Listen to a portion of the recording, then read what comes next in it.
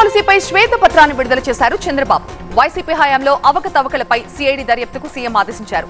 లోతుగా విచారణ జరిపి ఈడీకి రిఫర్ చేస్తామన్నారు చంద్రబాబు. ఇక ఎక్సైజ్ శాఖని ప్రక్షాళన చేయాలి అన్నారు సీఎం. ఇక సెకండ్ హెడ్లైన్ చూస్తున్నాం. బడ్జెట్ లో తెలంగాణకి అన్యాయం జరిగింది అన్నారు తెలంగాణ సీఎం రేవంత్ రెడ్డి. సవరణలు చేసి తెలంగాణకి నిధులు కేటాయించాలంటూ తీర్మానం చేశారు. నిధుల కోసం ఢిల్లీలో దీక్షకి కేసీఆర్ కూడా కలిసి రావాలి అన్నారు. నీతి ఆయోగ్ భేటీని బహిష్కరిస్తున్నట్లుగా చెప్పారు తెలంగాణ సీఎం. థర్డ్ హెడ్లైన్ చూస్తే ఢిల్లీ జంతర్ మంతర్ లో జగన్ ధర్నా చేశారు. ఏపీలో దాడులను నిరసిస్తూ వైసీపీ అధినేత ఈ ధర్నా చేపట్టారు. వైసీపీ నిరసనకు 8 రాజకీయ పార్టీలు మద్దతు పలికాయి. డెమోక్రసీలో దాడులు సరికాదు అన్నారు అఖిలేష్ యాదవ్. ఫోర్త్ హెడ్లైన్ చూస్తున్నాం. రేపు మధ్యాహ్నం తెలంగాణ బడ్జెట్ ని ప్రవేశపెట్టబోతున్నారు భట్టి విక్రమార్క. శాసనమండలిలో శ్రీధరబాబు బడ్జెట్ ని ప్రవేశపెడతారు. రేపు ఉదయం 9 గంటలకి సమావేశమవుతున్న కేబినెట్ బడ్జెట్ కి ఆమోద ముద్ర వేయబోతోంది.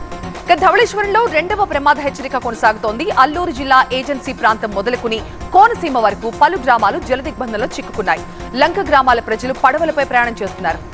బడ్జెట్ లో వివక్ష చూపారని విపక్ష కూటమి ఆరోపించింది. పార్లమెంటు ప్రాంగణంలో విపక్ష ఎంపీలంతా కూడా ధర్నా చేశారు. అలాగే ఏపీ, బీహార్లకు కేటాయింపుల్ని తప్పు పట్టడం లేదని, కానీ మిగిలిన రాష్ట్రాల సంగతేంటి అంటూ ప్రశ్నిస్తున్నారు.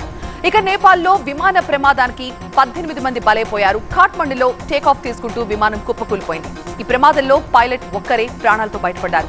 18 మంది మృతుల డెడ్ బాడీలని వెలికితీశారు.